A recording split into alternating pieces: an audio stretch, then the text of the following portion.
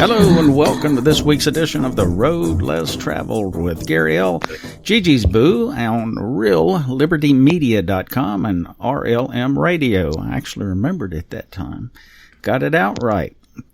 Hope everyone's doing well tonight, and Gigi's Boo is here. Hello, Gigi's Boo. Hi, how's everybody? I hope everybody's doing fine on this Crackerjack 4th of July weekend. Yeah, 4th of July. Yep, the day where everybody sets off fireworks and eats hamburgers and doesn't have a damn clue about anything else surrounding it. And don't even know what the 4th of July really is. No, they don't give a shit. All they care about is the hot dogs and the hamburgers and their firecrackers. Yeah. And that's, that's okay. I mean, I'm going to tell you, I'm going to admit it right up front that I'm not in a great mood. Gigi Boo, she thinks she did something. She didn't do anything. I'm just not in a good mood. And that's very rare for Gary. Well, maybe. Gary's always. Maybe it's rare. Maybe it's rare, just rare that you don't see it much. But I'm going to tell you, I have gotten to the point that I am pretty damn much fed up with the way things are in the world, the way things are, particularly in this geographic region we call America, or somebody at one time called it America, and we kind of held on to the name. Just kind of fed up. I mean, maybe 4th of July is an appropriate time to talk about this. Had a little conversation. Actually, it was on Facebook. Let me see if I can find what kicked it off. If I get the damn thing to work right. And it ended up being a hijack conversation. I put up a picture, okay? There's a picture has Thomas Jefferson on it, okay? Mm-hmm. And it's a quote, and this is a real quote. I kind of look up, make sure these things are for real, because about half the crap that you see is made up, okay?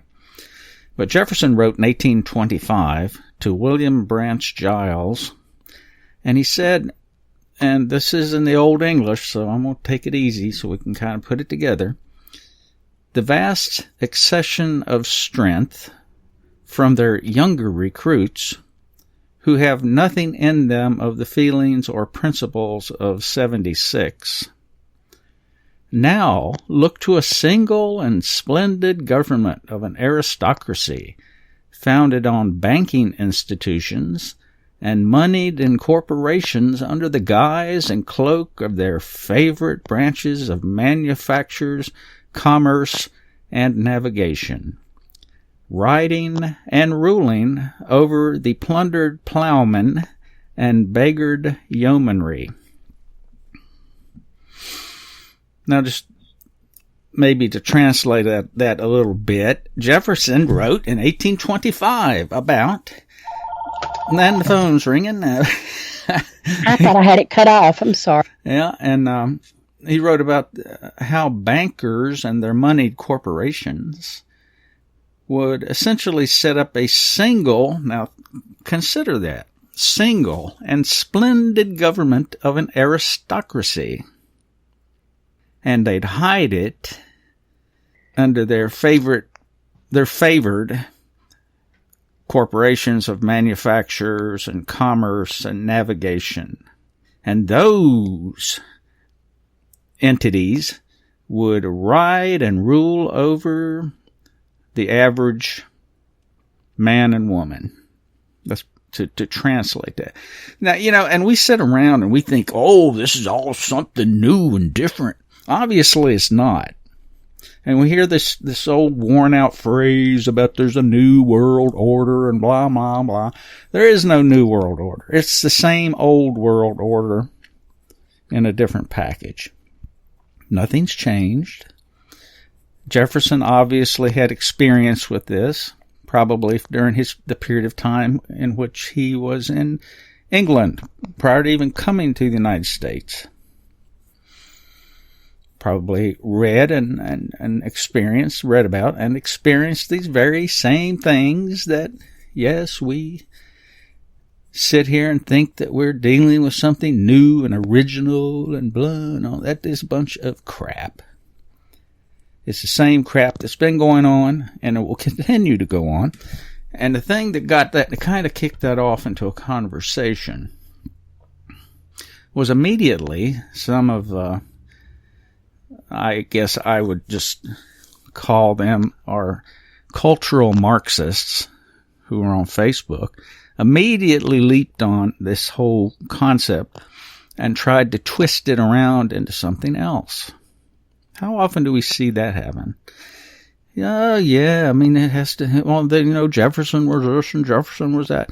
And that has absolutely nothing to do with what his observation, whether he owned slaves or didn't own slaves or whatever, is nothing but an ad hominem that takes you away from the actual message. They couldn't attack the message. So this kind of tells you that these creatures have been around, and they continue to be around. And you can talk, and you can vote all day long, and vote often, and vote hard, and vote often, and it's not going to make a damn. Because these creatures got you figured out. Hal talks about that in his way on his show Behind the Woodshed that appears here every Sunday right before us from 3 to 5.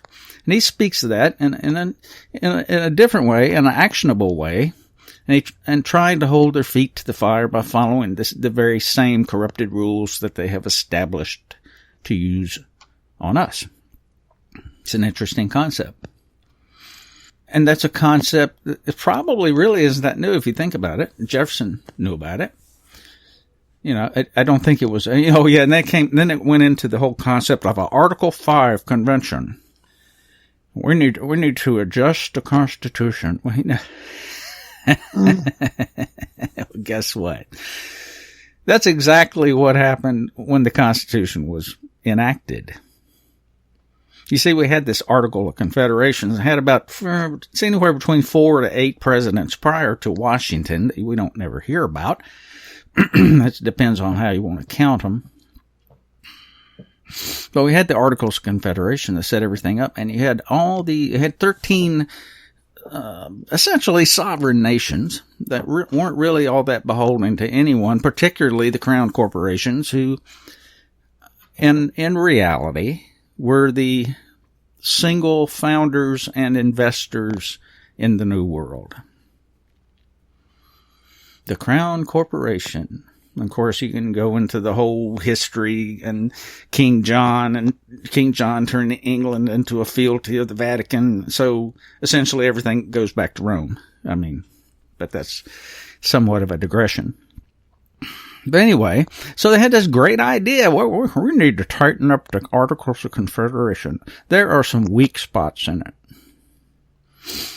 So they put this group together and sent them to Philadelphia with the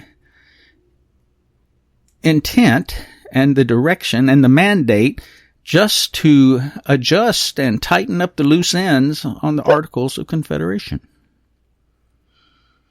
But what did they do? And coincidentally, by the way, Jefferson was away in Paris. Made sure he was out of pocket, right? But what did they do? They locked the doors. They went into secret and completely trashed and threw out the Articles of Confederation and created this thing that they later called the Constitution.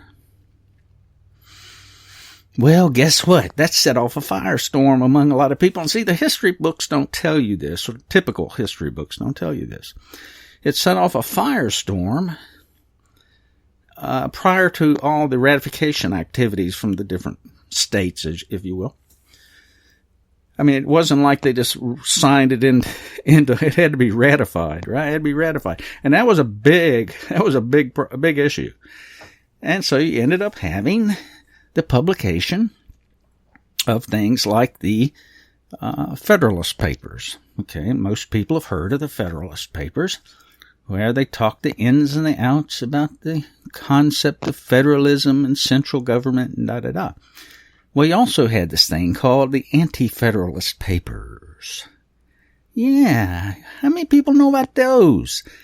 And those were the people who were essentially mad about this whole idea that the articles were thrown out, and did not like the idea of a strong centralized government.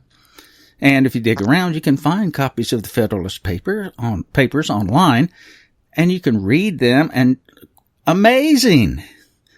The problems that they predicted are exactly what we're experiencing today. So yeah, 4th of July, something to be excited about? Maybe not so much, on balance. Anyway, I told Gigi's Boo I couldn't remember what I wanted to rant about, so that just found its way into the front of my mind. So maybe that's good enough. Maybe that was it, Gigi's Boo. What do you think? I think it was. Yeah, so what's been going on with you? Oh, wait. Why don't you say hello to everybody in the chat room? Can you see everybody in the chat room? I can't read all the names. Gary, how about you doing it? All right. Well, let's see who we got. Chloe said something here recently. Rob Works has. Hal has. Gigi's Boo has. Sock Papa, hello. Vinny. Okay. These are the folks who have recently commented. And Grimnir have commented. And Grimnir, of course, is the head man of rlm-radio.com, rlm-radio. Also, this really neat little chat room, XChat. Well, actually, I use KVIRC. And, but anyway, it's an IRC chat room that you can enter into through the front page of rlm-radio.com homepage. So you can come on all you like and jump in and throw a name in, say hello. If you want to argue about the 4th of July, I'm more than happy. Trust me. More than happy to engage in a reasoned discourse about the pros and cons.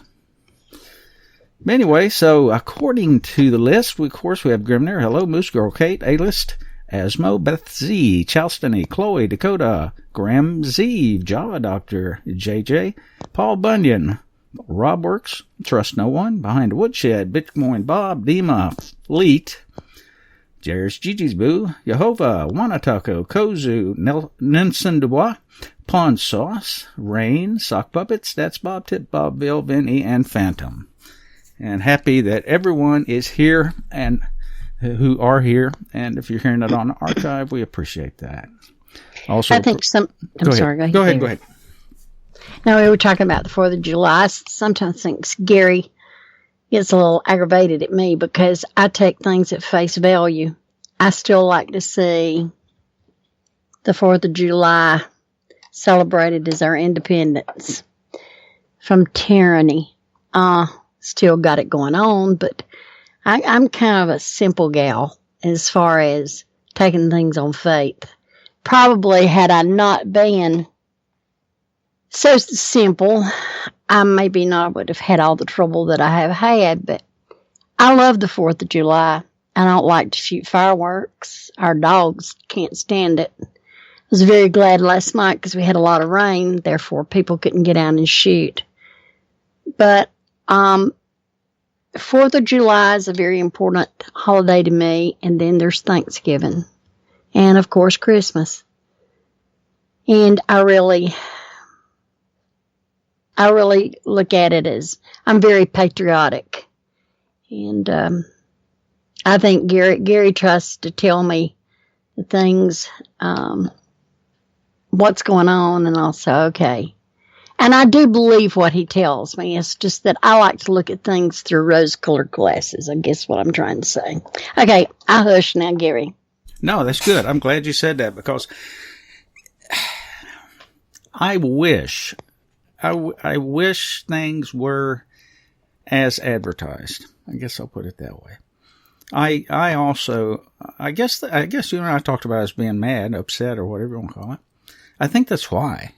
I think because the ideals that for example, the 4th of July represents, these ideals are exactly what should be happening, what should have happened. The woulda, coulda, shoulda. That's what should have been. But I have to be brutally honest, that's not the reality. And that's where I get mad, because here we go. For all these, I wasn't always this way. I went through my period of 4th of July, apple pie, and all that good stuff. I went through that. Yeah, we have a lot of discussions on that. I want to still believe in God, Mom, and apple pie. Right. And Gary has to open my eyes and take off my rose-colored glasses sometimes, because I still want to look at the world with a shade of innocence, as Gary calls it. Mm-hmm. And it's not that I can't do that all the time. And it really upsets me, because I was taught to really respect, even though, I'm Indian, and we were here first, but I had a ancestor who shot what's his name off the horse. So let me see what those sweet lips can do for you, to appear at the Battle of Kings Mountain. And I kind of want to believe all the good stuff. And then Gary opens my eyes to the real world. And it just amazes me. It really does. Well, and that's what I meant. It amazes me. That's what I meant when I said it's kind of infuriating, because we have been sold a bill of goods. Now, what you just described, and that's actually an example. Something we're going to talk about tonight. Yeah. It's an example. You see, when that happened, that was somewhere, during the Revolutionary War, right? Right. Okay. We have to understand that the Articles of Confederation were in effect for a number of years past the end of the Revolutionary War. There's that gap in history that has been conveniently obscured. The period of time, and what you're describing actually represents the actual fighting, I guess you would say, to break away from what we perceive to be the King of England, but which really amounted to a corporation, or several corporations, Virginia Company and a few others, all crown corporations. And that's the ideal, I guess, that I was getting to. That's what you described exemplifies the ideal. But that ideal was pretty quickly, I'll just use a soft word, modified. We lost it a couple of generations ago. At least a couple generations ago. Yeah. It's not longer. And it's just been going downhill since then. And we're going to talk a little bit about the wars tonight, too. Yeah, and it's like this goes back to the Jefferson thing. Jefferson knew in 1835. He saw this. He saw. I mean, he knew it prior to. It's a good example. People always think the founders. No, the founders were a group of separate people with separate thoughts, and they all didn't agree on the same things. Okay, Jefferson was in the more, I guess you'd say, at the time, the proper definition of liberal, not what's used today. Okay, the proper definition of liberal and kind of a Renaissance thinking, Enlightenment period type guy. Not everyone thought that way. I mean, you had the others who were a little more tightly connected with the old ways, what they considered the old ways of monarchs and strong governments and strong banking and strong business and, you know. Look at Benjamin Franklin. Go ahead. Over here, he was very straight-laced. He was supposed to be what today's terms would have been very conservative. But when he left and would go to France, man, he loved those ladies of great passion, and he stayed drunk, and he did his thing. But when he came back to America, he was a conservative. Do you see that parody now? I do. Yeah. I do. I see it. That's an excellent point. He's the man who told the lady, reportedly anyway, a republic if you can keep it. As if he knew something. Which he probably did. So anyway, Gigi's Boo. Let's not torment this too much more. I don't think I can stand it. But I had to get some of that out. Yeah, how about let's cover some stories. I have quite a few, actually, backed up here. And here's one that will absolutely shock and surprise everyone. California has ruled that glyphosate causes cancer. Oh, imagine that. The herbicide glyphosate, the main ingredient in Monsanto's weed killer Roundup, will be classified by California as a carcinogen, known to the state to cause cancer. Wow. Monsanto said, oh, wow, they sued them. They sued the state to prevent the listing. But they lost. They lost the suit. What's that tell you? Hello. One reading, two reading. Yeah. Of course, St. Louis-based company Monsanto is appealing the ruling, which forces Monsanto and any other company using glyphosate to issue a warning label. Unfortunately for Monsanto, the state environmental office told Reuters that they had not been granted a stay. So the listing will go ahead despite the appeal. Well. What do you know about that, Gigi's Boo? What shock and surprise. Now, who's the bookie in the house? Who wants to make a bet that will be overturned? Very well might be. Yeah, as we were observing in the little rant earlier, some things never change, do they? So we'll see how long that lasts. But then we have smartphones. Yay! Everybody wants a smartphone, right? Who has a smartphone? Well, the University of Texas at Austin has released a study that, in short, says that the mere presence of your smartphone reduces your brain power. Your cognitive capacity is significantly reduced when your smartphone is within reach, even if it's off. That's the takeaway from a new study from the McComb School of Business at the University of Texas in Austin. The co-authors conducted experiments with nearly 800 smartphone users at an attempt to measure, for the first time, how well people can complete tasks when they have their smartphones nearby, even when they're not using them. In one experiment, the researchers asked study participants to sit at a computer and take a series of tests that require full concentration. The tests were geared to measure participants' available cognitive capacity, that is, for the brain's ability to hold and process data at any given time.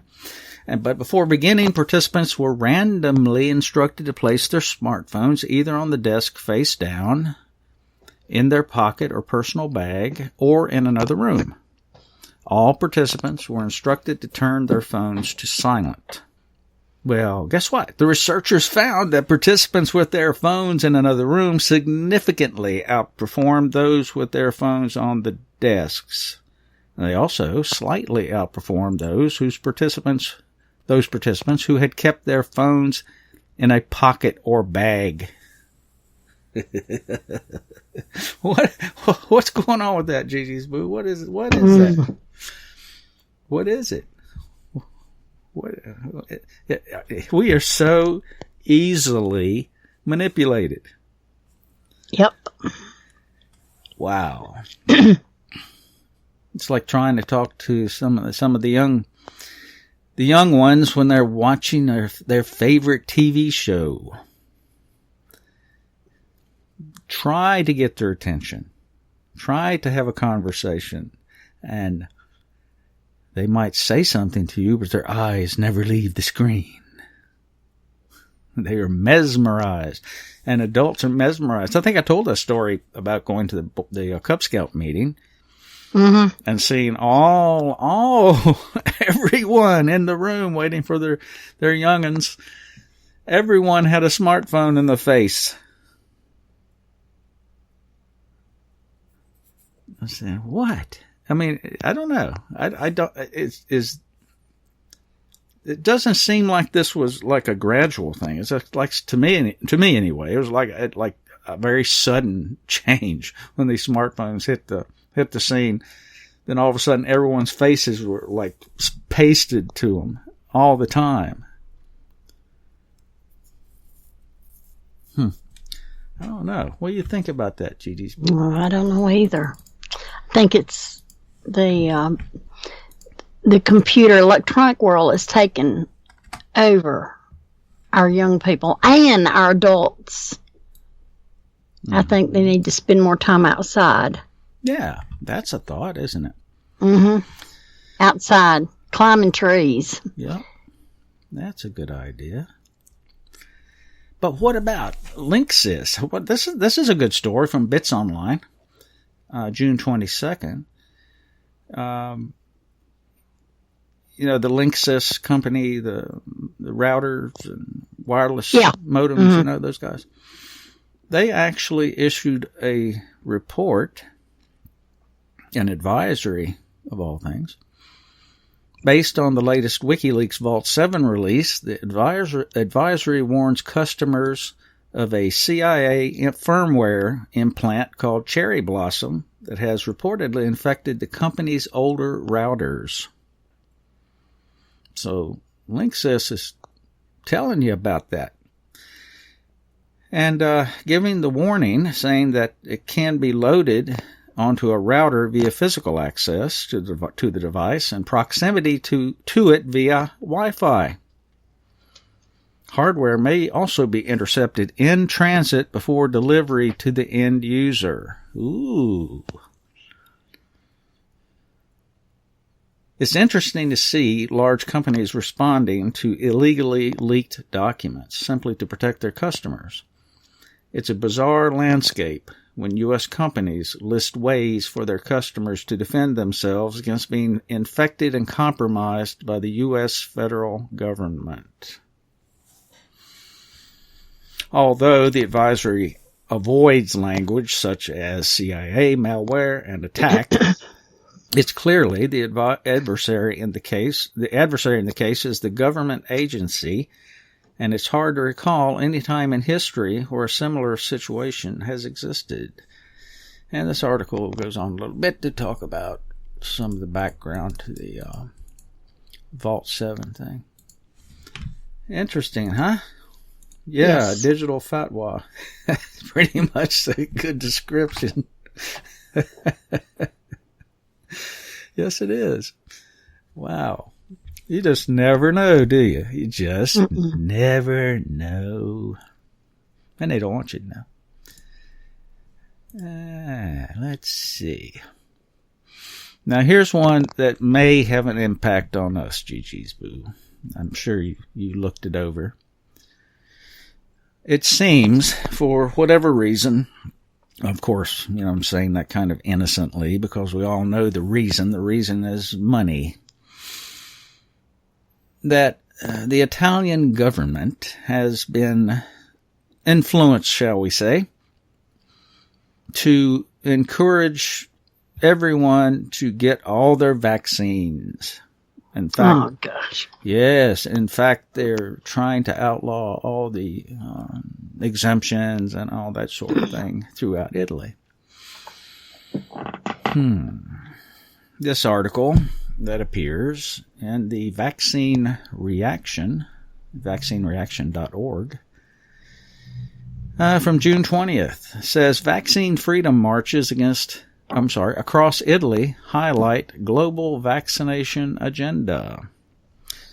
June 2017 saw the biggest public demonstrations against forced vaccination held in Europe since the Victorian era, as tens of thousands of Italians of all ages marched for vaccine freedom of choice in Rome, Florence, Milan, Bologna, Turin, Cagliari, and other cities. Are you there, Gigi Boo? I'm here. Okay, Yeah. I heard a strange noise, so okay.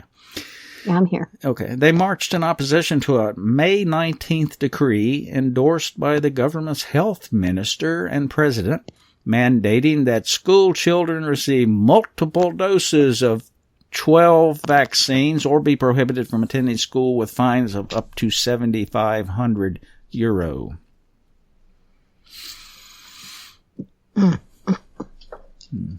Oh, but then let's travel down the article to the proverbial bottom line. The United Kingdom's multinational drug giant GlaxoSmithKline is a big player in Italy with strong ties to the medical trade and government. In 2014, GlaxoSmithKline acquired the global vaccine business of Novartis, which included meningococcal B vaccine created by Italian vaccine developer Lino Rappuoli, working with Novartis.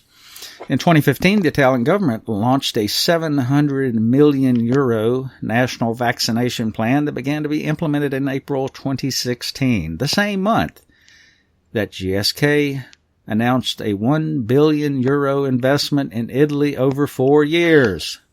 What'd I say about money?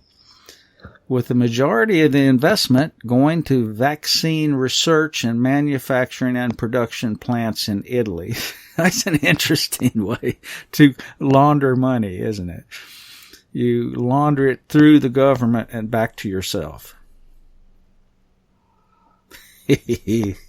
Unbelievable.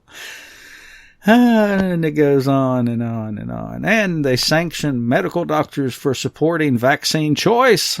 How dare you doctors be doctors? You must be vaccinators. And what about the media? The global mass vaccination infrastructure, which has been built over the past 2 decades by the pharmaceutical industry, working with governments, the World Health Organization, medical trade and corporate philanthropist Bill Gates, is a very lucrative one. Market growth depends upon forced use of vaccines by populations in all countries, especially in the U.S. and developed nations in the European Union, which, by the way, pay premium prices for vaccines. So there you go, Gigi Spoo. That's one of the things going on in Italy. In addition to something that we'll jump to right away here, this is actually Germany, but it's happening all across Europe. October 2016, the Gatestone Institute of International Policy Council reported that Germans are leaving Germany in droves. More than 1.5 million Germans, many of them with high levels of education, have left Germany in the past decade. That was reported by the newspaper Die Welt. In Germany, there's a wave of migrant criminality, including an epidemic of rape and sexual assault. Mass migration also accelerates the Islamization of Germany. Many Germans seem to lose hope as to the direction in which their country moves. We refugees do not want to live with you in the same country. You can, and I think that's right, escape from Germany. Please take Saxony and go to another land. We've had enough of you. And this is coming from a migrant. Smile, Sparky. Watch for the flash. Right. A real estate broker in a town near Lake Balaton, a popular holiday destination in western Hungary, said 80% of Germans who are moving there would abandon the migration crisis as the main reason for their desire to leave Germany. This is a translation, so I'm going to have to straighten that out. In other words, they wouldn't leave if it weren't for the migration crisis, the 80%. And this article goes on to get quotations and so forth. Now, bear in mind, this is from a policy council. Okay, so they don't necessarily have a particular axe to grind one way or another. According to the statistics of the Federal Statistical Office, 138,000 Germans turned their backs in 2015. 2016, there should be even more. In an article entitled Germany's Talents Leave the Country in Droves, Develop reports that over 1.5 million Germans, many of them with a high level of education, have left in the past 10 years. The statistics alone don't reveal the reasons why, but the personal stories suggest that many of them are as a result of true cost, financial, social, and cultural of the decision made by Merkel to allow more than 1 million, mostly Muslim migrants into the country.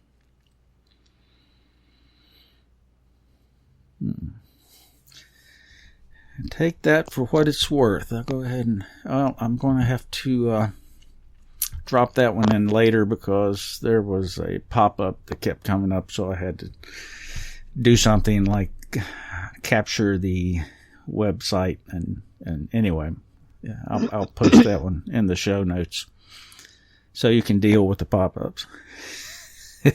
What are your thoughts so far? What's going on, Gigi? What's going on in Europe? What is this all about? What's going on? What? You want me to talk a little bit? I'm sorry? You want me to talk a little bit? Yeah, okay, the vaccination thing. You and I talked about this the other night. We talked a real long time, and it got around to, we were talking about the different wars. Revolutionary War on up. And then when we got to World War I, I had a great-grandfather who was in World War I. And he did not have shell shock, but he became disabled. He was gassed with mustard gas, and it affected his lungs and his breathing, and he had his first heart attack, I believe, Mother told me, in 1954. And the second heart attack in 1965 killed him. But not only was he gassed, he was in the trenches and he was frostbitten, and he lost some of his digits on his hand. And Gary and I were talking about how God, Mom, and Apple Pie a while ago, how things had changed. During World War I, when the soldiers went away and came home, it was really an insult to have to go to work for somebody else because they were either farmers or tradesmen of some type of their own. They had their own business, whatever it was. If it was, like I said, farming, big crops, cobblers, shoe cobblers, blacksmiths, carpenters, whatever. But it was an insult to them to have to be employed by somebody else.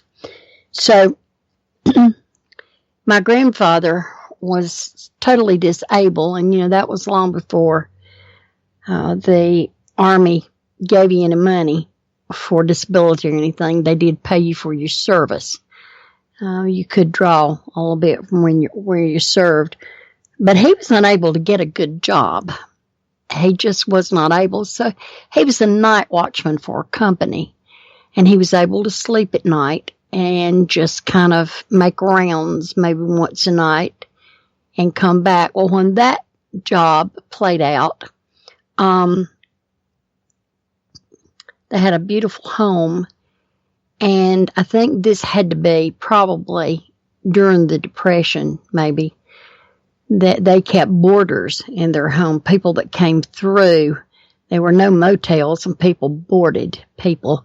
You can't do that now because you got too many psychos running around. But they fed them breakfast, lunch, and supper. And my grandfather would take their lunch to them on their job. And then when they came in, they had supper. So they paid for their home this way. Well, I think he went back to doing a little night watchman work, and he just could not hold up to doing that through the war. You know, the children were pretty well grown when the Second World War came along. So my great grandmother worked a little bit, and she got the house paid for, and they did come into some money. Now, how they came into the money still remains a mystery in our family. I'm sure somebody in the family knew how it came about, just it was not talked about. But we were talking about shell shock. The World War I vets that were shell shocked, it was awful. I had to watch footage in nursing school of that. And they couldn't even stand. They couldn't walk. They trembled. They shook. They fell over. They couldn't feed themselves. They couldn't do anything. And some of them came delirious, and some of them completely went mad. Not only did their bodies physically change, but their personalities and their mind. They lost all facilities. And there really wasn't anything they could do for them back then except rest and quiet. And some of them did improve. Then you came along World War II, and you had shell shock in World War II. And I had the opportunity of one time when I was working in the VA hospital that I got to talk to some of them. And this one guy had been shell shocked, and he couldn't stop waving at people. And it all boiled down to the post-traumatic stress of his. Every time somebody came by, he waved, and his right hand stood up and waved 8 to 10 hours if we didn't put it down. We'd just have to come by and just kind of gently pat him and put it down. But you did not see the violent shaking, the other things that you saw in World War I, like you did in World War II. It was more of a nervous condition. And I think the phrase, the 1,000-yard stare, was started in World War II. They had a blank stare. Well, it carried on up into, the Korean War and then the Vietnam War. And I saw more with the desert wars, Desert Storm and those. We had a soldier that came in, and he was had a flat effect. He didn't smile. He didn't cry. You could talk to him. You could call him by his name. Very nice man. You could tell. Very nice family. You could call his name, and he would look at you, and he would have that 1,000-yard stare. It was like looking straight through you, an emptiness. There was nothing there. Nothing. And you could say, it's lunchtime, and he would go to the table, and you could put the plate before him, and you'd say, pick up your fork and knife and eat. And he would do it. He was like a robot. And I think that 1,000-yard stare has affected every war, but I think it's just they're so traumatized that it wipes everything out. They do get better. The young man that I'm talking about, finally, one day he was in the day room, and I walked in, and I heard the awfulest curdling, animalistic scream from a human that I had ever heard in my life. And I just froze, and it was coming from him. And he was just, it didn't even sound human. And he was just screaming. And all of a sudden, the tears came. The dam broke. And he couldn't do anything but sob and rock. And sob and rock. Sob and rock. Well, I immediately called the doctor, and they came over.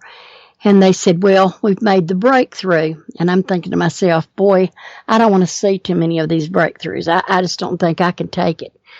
And after he cried, I think it was about 3 days, all he could do was rock and cry. And I was thinking, when is this going to stop? When are they going to give him something to please stop this? This is, I don't know if it was because I couldn't stand the pain or if it was that he couldn't stand the pain, but he lived through it. And when he lived through it, he could talk. And he said, I finally got over being nothing. I felt nothing. I saw nothing. I tasted nothing. I heard nothing. And when he started screaming, he heard the gunfire. He heard his comrades dying, getting shot. He relived everything that had happened to him. And he came home to recoup. And we've talked about immunization. Gary and I talked about the very thing we were talking about, vaccinations. And Gary knows a little bit more of what they gave them in World War I, but I know when they went to Desert Storm, they were given everything. I mean, stuff that, honestly, I didn't even know existed. They gave them vaccines for.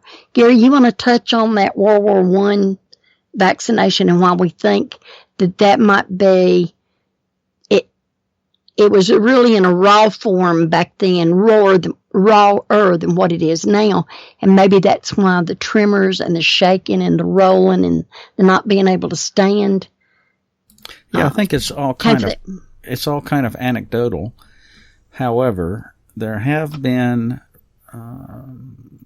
at least some linkages between, for example, the outbreak of the Spanish flu and the, at the time, essentially experimental vaccination of service people during World War I, during that period. I guess I can only say this. I would suggest strongly that there should be some study, some serious study as to the potential linkage between vaccinations and the so-called shell shock from in World War I, World War II, especially currently what we're seeing with PTSD and all this. There should be some attempt to examine what possible play that vaccines have had in all this. My gut tells me that there is a significant connection. However, having said that, I can't back that up empirically because, as you might imagine, that's not a study that would be encouraged either by government or certainly not by corporation. But you know, it just putting one and one together suggests to me that there's probably a connection of that. I think there is too. Yeah. Okay. So let's see. About 10 minutes left to go, Gigi. Talk about the collecting the rainwater. Yeah, let's change gears just a tad. Here's the big question. This comes from AccuWeather. You know, the old AccuWeather people. They ask the question, is collecting rainwater legal in your state? Does that even have to be a question? That's actually kind of an older article from November 2016. However, it's still a valid question. Some states have laws restricting collection of rainwater, making it difficult for the average homeowner to set up a rainwater harvesting system. Strict regulations and restrictions have been put in place over the last century. Currently, 9 states have laws restricting the collection of rainwater. but the severity of those laws differ. The whole issue basically went viral in 2012 when a 64-year-old man, Gary Harrington, was sentenced to 30 days in jail in Oregon.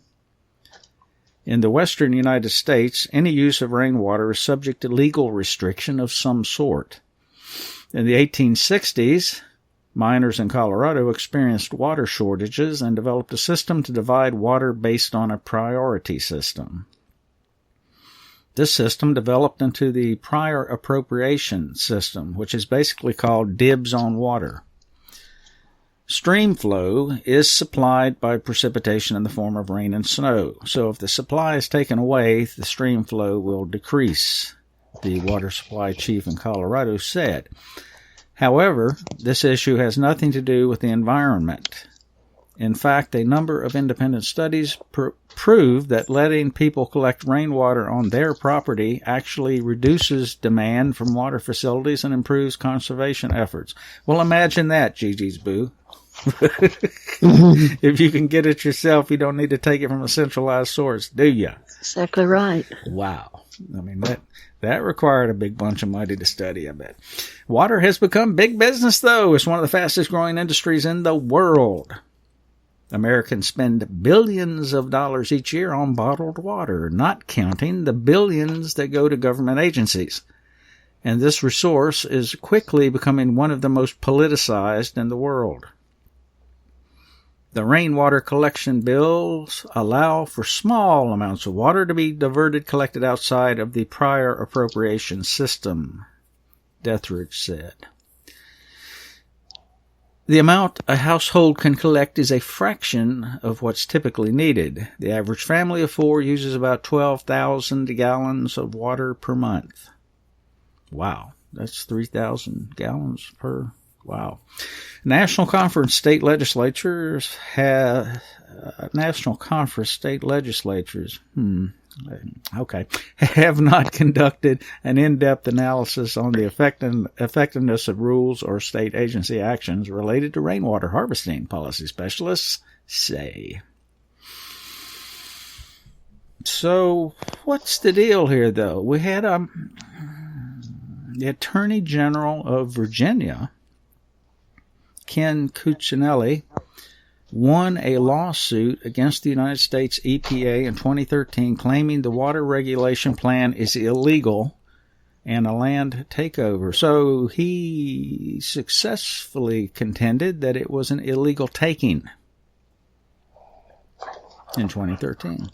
If the EPA were following the law, we would not have had a legitimate complaint. The reason we won the case was that the EPA does not follow the law. Imagine that. Behind the woodshed. What do you think? You think the EPA doesn't follow their own laws? And this article goes on, I guess, a little more philosophical in its scope, but it was kind of interesting that it popped up on AccuWeather. I thought that was an interesting source for that. Now, I saw a couple of comments pop up. Okay, any correlation between vets with these issues and the mental state of their offspring conceived after their return? Gigi's Boo, you have any thoughts on that? Well, you're talking about, I'm sorry, Allie Jean's cutting up a little bit. Mm-hmm. Say that one more time for me, hon. Okay, Sock Puppet posed the question. Is there any correlation between what we talked about with the vets and the offerings saved when we return for more? Yeah. Yeah. You know, I don't know, but I'll almost bet you that there could be. You know, that's something that we'll dig into and do a little research on, Gary, because, you know, I don't believe I've seen anything about any children from vets. I can tell you this, though, with my great-grandfather, my grandmother was born deaf. So that was World War I.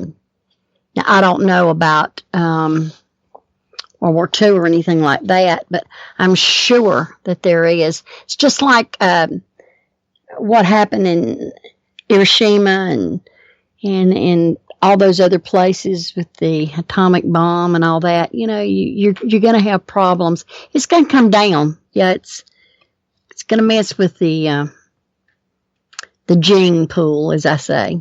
Yeah, I think so. I would tend to agree with you on that. I think a couple of things to look at would be not only the vaccine, but the potential genetic damage from that, but also the depleted uranium exposure.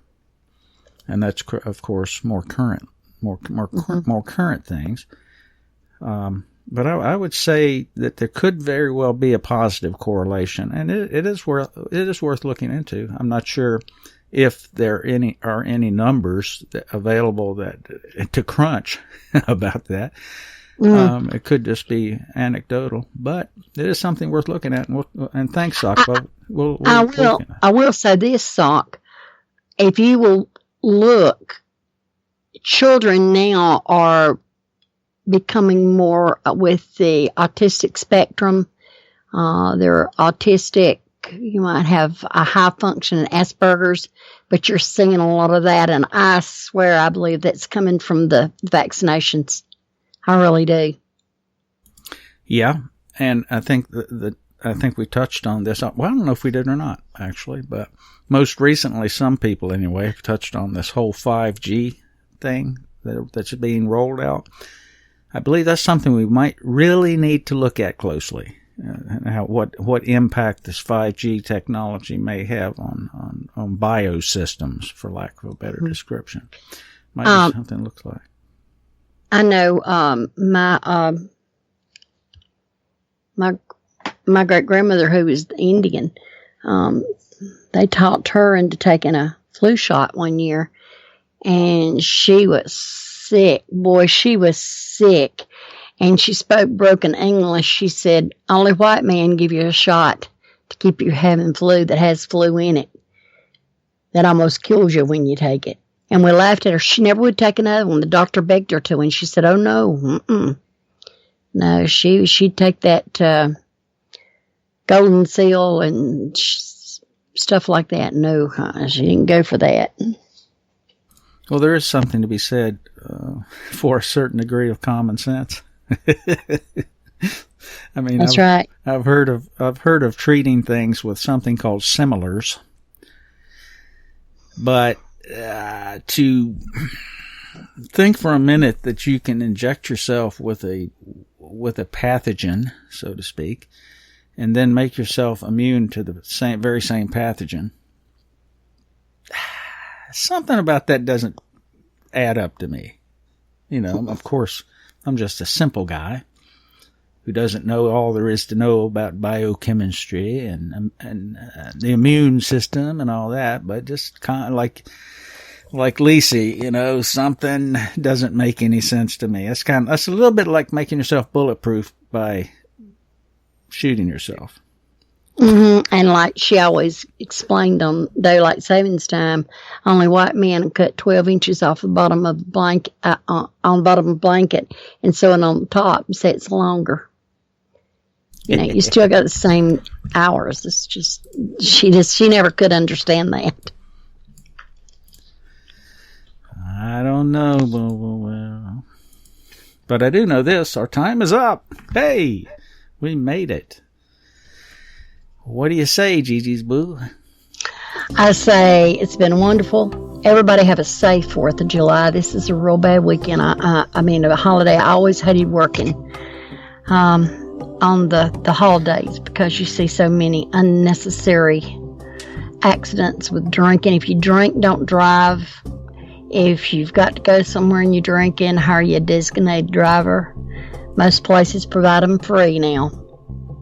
And remember, drink it or not, take the road less traveled. And we love y'all big to our heart. Yes, we do. And we thank you for spending time with us this week and look forward to seeing you next week on RLM Radio, rlm-radio.com, The Road Less Traveled. Gary L. Gigi's Boo. Take care.